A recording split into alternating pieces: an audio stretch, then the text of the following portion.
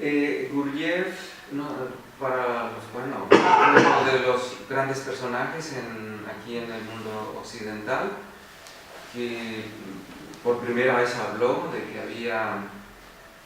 había tradiciones muy antiguas, que algunas se habían perdido, y es que vamos a hablar de la tradición de los Siddhas, ¿no? Gurdjieff era de madre, creo que armenia, y el padre griego, o al revés. Total, que él conocía las lenguas del Medio Oriente, toda su enseñanza la realizó sobre todo en Francia, y fue en la época de la Primera y Segunda Guerra Mundial, épocas muy difíciles.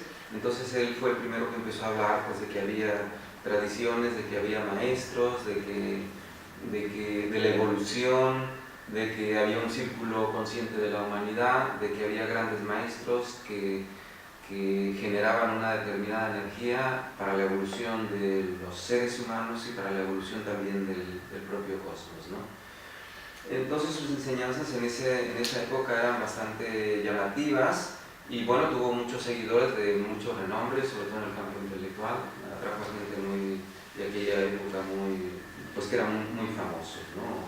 Filósofos, matemáticos, gente del arte también. Gurdjieff, por lo visto, tenía un fuerte atractivo, una enorme personalidad, y sobre todo por sus enseñanzas. Pero desde mi punto de vista, y al parecer fue así, uno de los primeros discípulos de él, que es Uspensky, escribió un libro que se llama Fragmentos de una enseñanza desconocida. Es decir, que Gurdjieff en ese libro se refleja bien que él logró fragmentos de una enseñanza que en ese momento no era conocida, ¿no? Pero él estuvo viajando mucho, ya dado que conocía las lenguas de esa zona, de Medio Oriente, pero inclusive fue a la India también, pero a mi parecer, según yo veo, no conectó con todo esto. Y yo creo que esto era lo que realmente él buscaba, de lo que luego yo voy a hablar. Dice en este libro de Bennett, uno de sus discípulos que estuvo al final con él, Gurdjieff finalmente muere en 1950, aquí en París.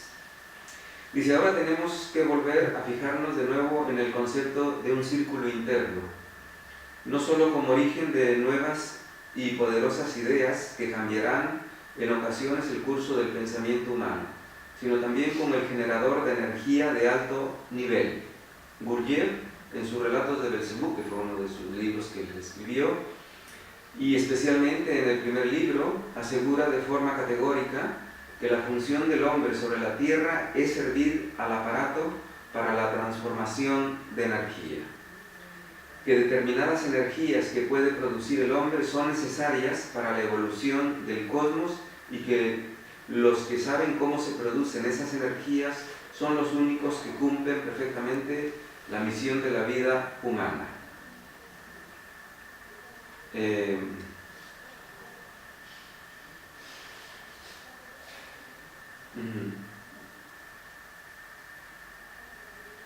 Bueno, tengo que dar saltos porque bueno, a ese círculo le llamaban también maestro de sabiduría, o círculo interior de la humanidad.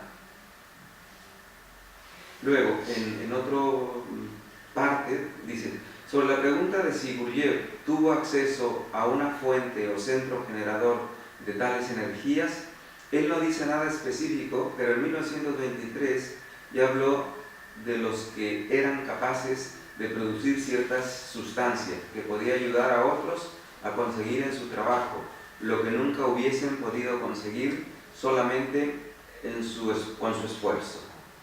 Dijo que los que tenían este poder estaban considerados como una casta, o como personas especiales del círculo interior de la humanidad. Y luego paso a otra cosa. He dejado para el final de este estudio, dice Bennett, ¿no?, la referencia más importante en que se dice que opera este círculo interno. Es por el cuarto camino mencionado muchas veces, porque Gurdjieff funda lo que él llama una escuela que se llama el cuarto camino. Y le llama el cuarto camino porque dice que hay tres caminos anteriores: el camino del fakir, el camino del monje, el camino del yogi y el cuarto camino, que le llaman el cuarto camino, ¿no? Creo que no enfoco bien las cosas desde mi inicio, porque cuando habla del yogi no conocía bien. Bueno, así en muy breves rasgos, el camino del fakir era aquellas personas que se martirizan, dado que en la India hay muchos fakires, todos los que se martirizan mucho para evolucionar, pues son fakires, era un camino. El camino del monje son todo tipo de monjes que ha habido en distintas religiones y que lo hacen generalmente a través de la oración. El camino del yogi, pues él más o menos tenía una idea de lo que es el yoga, pero realmente no tenía una idea completa. Y luego el cuarto camino era una especie de algo más de todo eso, y por eso le llamó el cuarto camino. A ver, es por el cuarto camino mencionado muchas veces en los libros de Uspensky, pero ninguna en los escritos de Gurdjieff. Esto dio un significado especial a la palabra camino, la transformación que lleva al hombre del círculo externo al círculo interno. Muchos están familiarizados con el marga budista, que es el camino de la liberación por el noble camino, el óctuple camino, que es muy conocido. Es completamente distinto del cuarto camino de Gurdjieff, y el contraste está precisamente en que el budismo no considera la doctrina del círculo interno de la humanidad. El cuarto camino no tendría significado si no hubiese un círculo interior o interno a donde se dirige. Es más importante todavía la noción contradictoria de que el cuarto camino alterna actividad con reposo, según lo decía Gurdjieff. Está diciendo muy claramente que el sentido del cuarto camino no sería posible si no existiera un círculo interno de la humanidad. Bueno, pues ahora es donde yo ya quiero hablar directamente. Gurdjieff se preocupó lógicamente muchísimo de cómo producir una energía para la evolución del ser humano y también para ayudar a la evolución del cosmos, del universo. Él decía que el ser humano tenía que, así como recibía del universo, tenía que dar. Y a ello le llamaba el mantenimiento recíproco. Bueno, ahora ya entro en nuestro tema. Bueno, la experiencia de la India en el aspecto espiritual, porque hay el otro plano, lo que es la India en sí, pero de eso yo no voy a hablar, porque sería para dar unas cuantas charlas también de cómo es aquello. Yo voy a centrarme en el aspecto espiritual, en el aspecto profundo. La primera experiencia el primer sitio que fuimos, pues fue el templo de Patinatar, el de Patinatar, que es un templo muy pequeñito. Aquí sí apareció alguna foto, y bueno, tuvimos que esperar ahí un tiempo porque hasta las 4 de la tarde abrían lo que era el sitio especial. Es decir, en los templos hay una especie de Sanctus Sanctorum, para que me entiendan, y lo lleva siempre un brahmin, y hacen pues la ceremonia de las cenizas y toda esa historia, y bueno, pues tú tienes que dar algún dinero y cosas de esas, ¿no? Y bueno, como teníamos que esperar unas horas, nos quedamos ahí, y de pronto Paco se asomó a una sala, y pues yo intuitivamente digo, yo voy a entrar a la sala. Entré, no había nadie, y me puse a meditar. Después ya siguieron entrando el resto del grupo. Bueno, en esa primera meditación yo sentí una cosa muy, muy especial. Tampoco sabía que luego en todos los templos había esas salas de meditación, que las hay, ¿no? Eso es una cosa muy interesante y muy para el tema de la evolución. Toda que yo me puse a meditar, en ese momento pues yo sentí una energía en el sexto chakra como muy especial, pero bueno, era una energía porque allí hay muchísimo ruido siempre, hay mucha gente, la India es un país que hay ruido, yo creo, las 24 horas del día, pero un ruido intenso que llega a un momento realmente a molestar, ¿eh?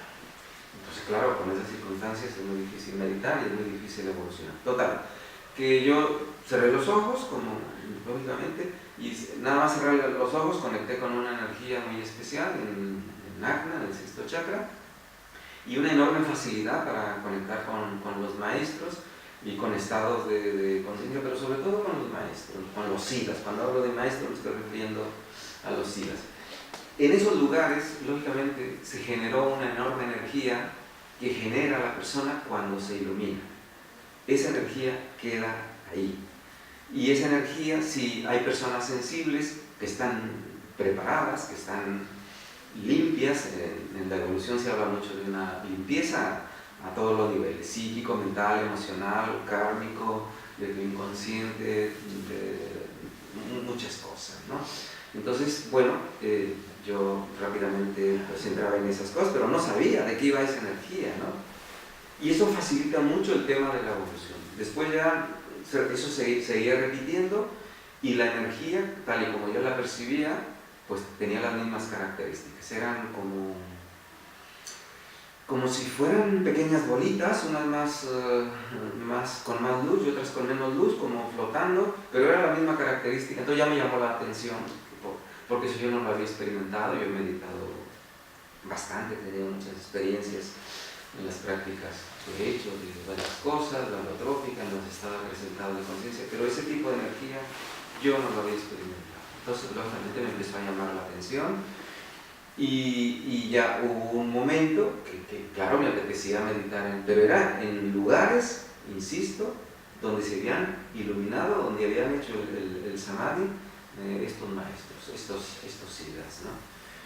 Y bueno, a veces los lugares eran muy como el primero, ¿no? Muy humildes, no eran los grandes templos ni nada de eso, porque donde se había iluminado algún maestro, luego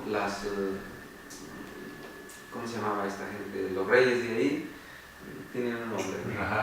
Sí, pero tienen un nombre. Bueno, eran las dinastías, ¿no?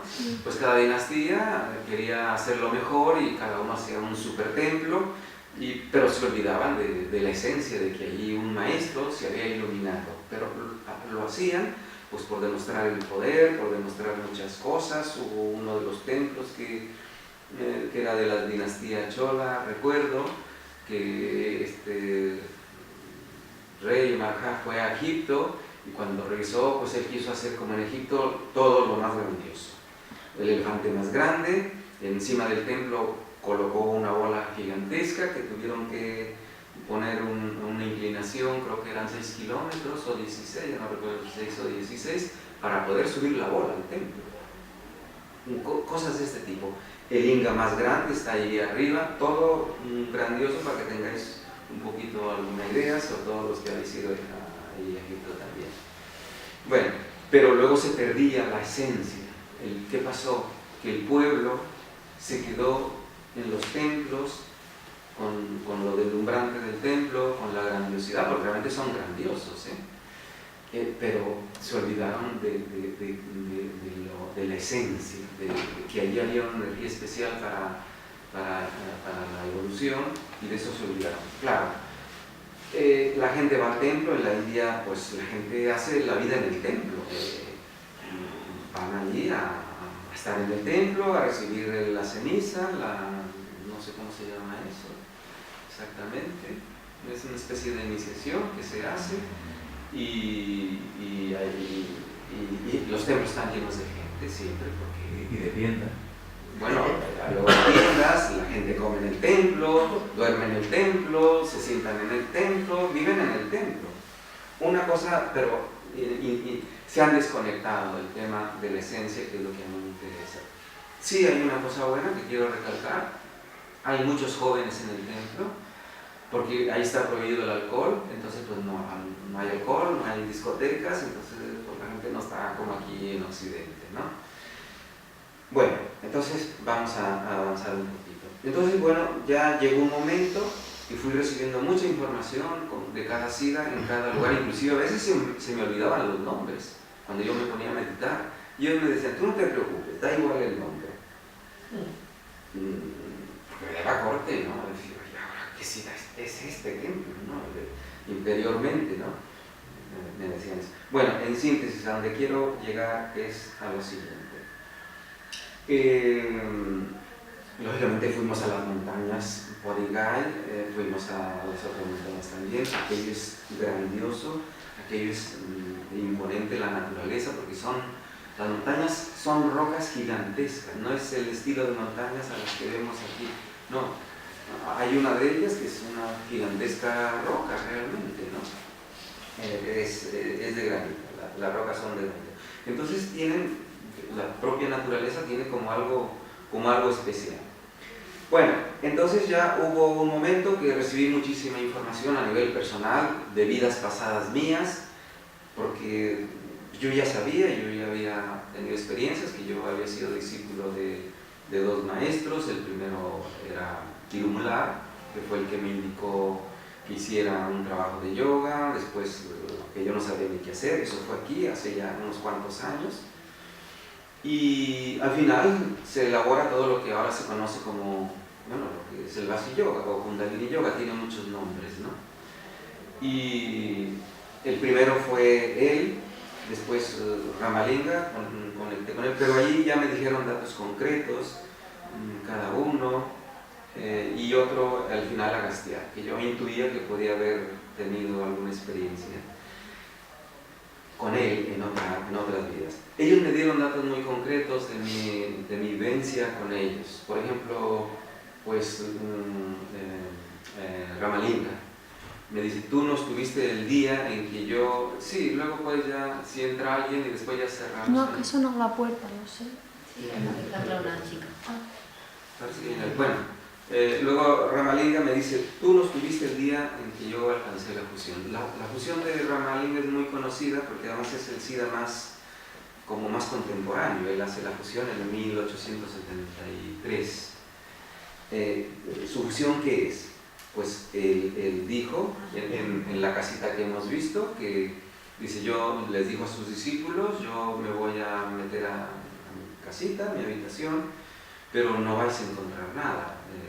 Entonces, Ramalinga es uno de los grandes maestros que había alcanzado un nivel de evolución sumamente elevado, por esa energía que ellos podían generar y que la generaban como producto de su iluminación. Entonces, ¿qué pasó?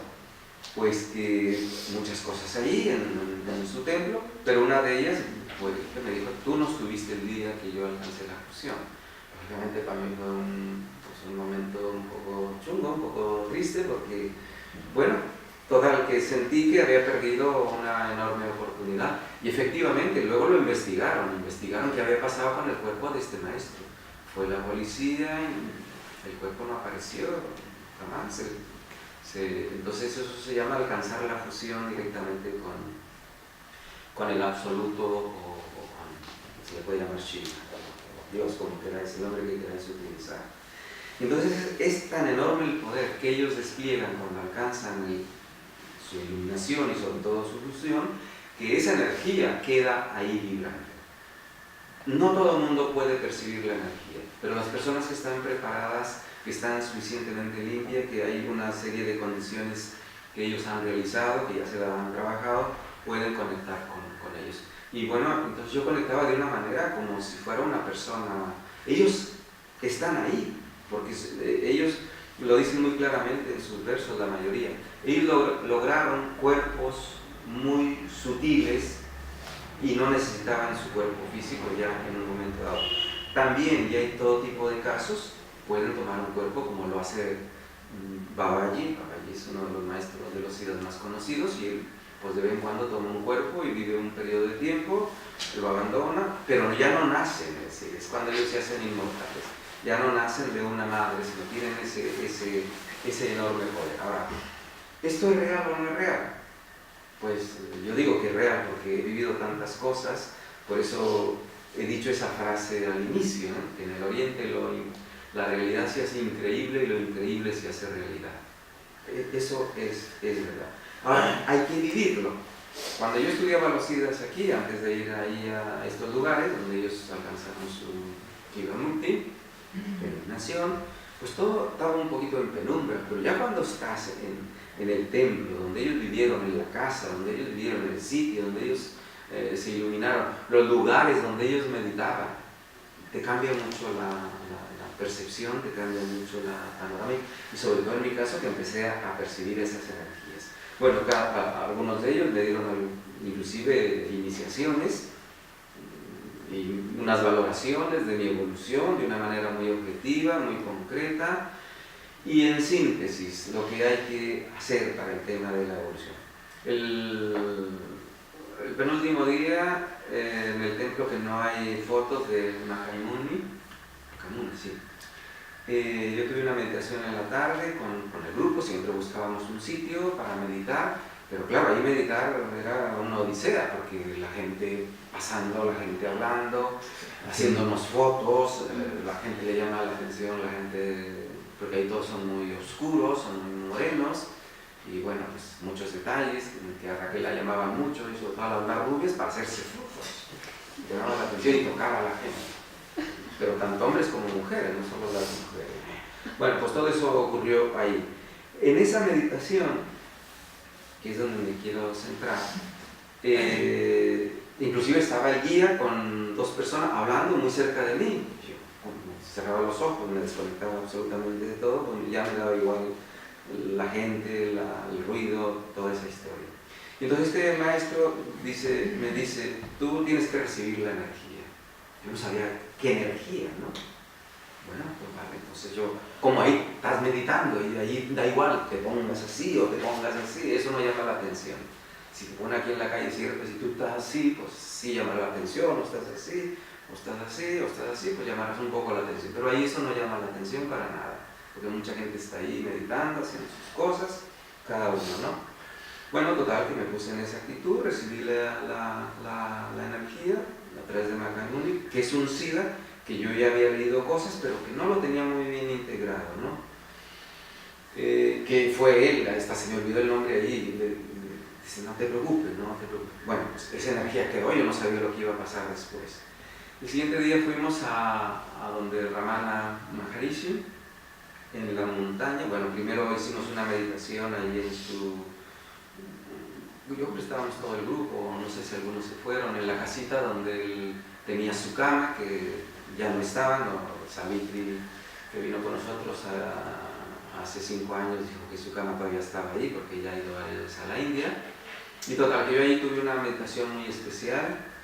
Yo no quería, como íbamos a ascender para la cueva donde él meditaba, ya eran cerca de las 4 y a las 4 cerraban, total que fuimos andando, pero yo entré en un estado muy especial. Cuando llegamos ahí arriba, pues la cueva ya estaba cerrada. Entonces, bueno, vamos a meditar a otros sitios. Había un chico por ahí, dice, bueno, yo llego a un sitio que no sé qué, pero yo dije, bueno, yo prefiero quedarme por aquí, en una roca muy grande, y ahí me puse a meditar con casi la mayoría del grupo, ¿no? Bueno, en esa meditación, entonces Ramana me dice que hay que hacer una transferencia de energía. Y me dice, porque dice, en la India, con la densidad de población que está ocurriendo, es muy difícil la evolución. Porque realmente es que son 1.200 millones de personas. Por muy grande que sea la India, tu gente te la encuentra en todos sitios, en las carreteras está prácticamente todo poblado. Es algo que cuando viene aquí te pregunta, ¿y dónde está la gente? Sí, al principio te extraña que aquí no hay gente, pero que ahí te acostumbras a gente, bueno, no solamente a la gente, sino a habitar y a, yo que sé, un ruido poco infernal que hay siempre, ¿no?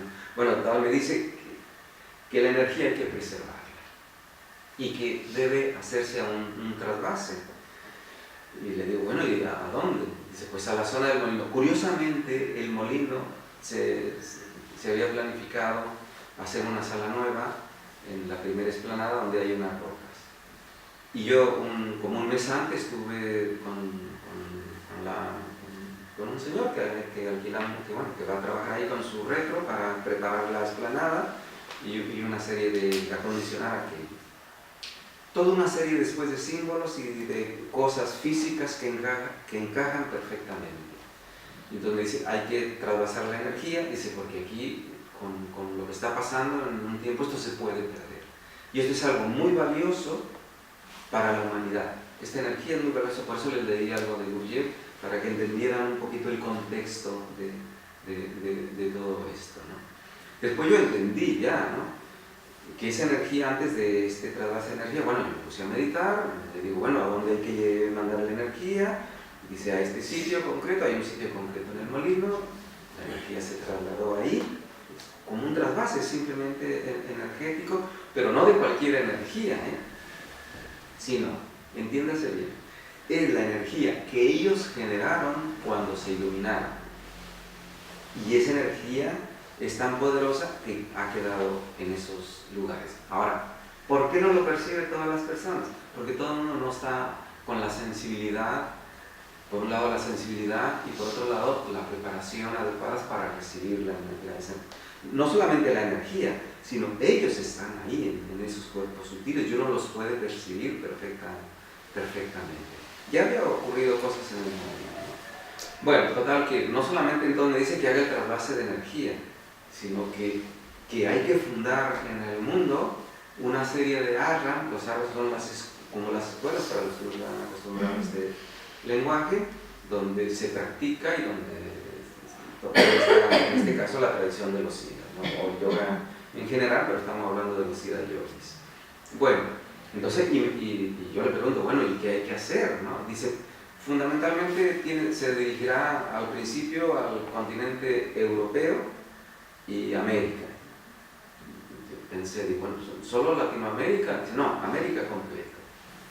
Entonces, y esa energía del sitio del molino hay que trasladarla, tú tienes que hacer ese trasvase de ese sitio a los demás sitios que vayan surgiendo en el futuro. Me dijo las características que tiene que tener una persona para poder llevar un ashram de este tipo. Es bastante exigente, ¿eh? Ahora no lo voy a mencionar, pero, o sea, me dieron los datos precisos, muy concretos, muy directos. Luego yo tenía que apuntar, porque si no se me olvidaba, tomar notas. O le decía a Raquel cuando íbamos en el micro, mira, toma nota que se me va a olvidar esto y no quiero que se me olvide, y por eso pues tengo también cierta información escrita, ¿no? Bueno, pues esta es una de las grandes cosas que hay que hacer. Y bueno, y me dijo, ¿por qué? Le digo, bueno, pero ¿por qué yo? Dice, pues porque tú has dado tu consentimiento. Y es verdad, yo di mi consentimiento. Yo dije que si me tenían que utilizar para alguna cosa que fuera necesario, ellos si la persona dice no, ellos no actúan. Pero si está abierta y dice sí, entonces las personas... Hay muchas cosas tan importantes. Luego yo les he preguntado, porque ya llega un momento que tú interactúas como si fuera una persona. No es una canalización, es muy diferente. Yo no era canal, yo estaba actuando directamente, interactuando con ellos, ¿no? Es una conexión, esto se llama conexión, no canalización. Y les digo, bueno, pero ya después un poco aquí, algunas cosas que a integrar todo esto, pues tiene mucha historia, ¿no? Y yo les pregunto, bueno, pero vosotros tenéis tanto poder, ¿por qué no tomáis un cuerpo y venís a hacer cosas? Yo les pregunto estas cosas. Dice, lo podemos hacer, pero preferimos actuar a través de las personas que están dispuestas a hacer este tipo de cosas, ¿no? Y así, una serie de detalles que podía narrar que son todo muy preciso, todo muy claro, y esto es porque la India aparte de que la India es un país emergente, ahí cuando cada uno ahora están en la época de la moto y del Suzuki, ¿no? Cuando cada uno tenga su coche, tenga su casa, yo no sé si van a caber o no. Y además no hay control de la natalidad. Entonces, ¿y qué ocurre? La montaña donde iba a meditar Ramana Maharishi, bueno, no sé si alguien más ha estado ahí. ¿Tú has estado en India? No sé si has estado ahí. Ahí no. ¿Tú sí estuviste, Dani? Sí. En la montaña, ¿no? Bueno, hace 5 años nos contaba Savitri, que fue la última vez que fue, se le daba la vuelta a la montaña, todo eso. Ahora ya han hecho una carretera, han hecho se está poblado bastante, donde nos alojamos allí. El hotel mejor que nos ha tocado, por cierto. Un super hotel ahí. Y bueno, para que tengáis una idea, que aquello está superpoblado, porque es un país emergente, hay mucho dinero,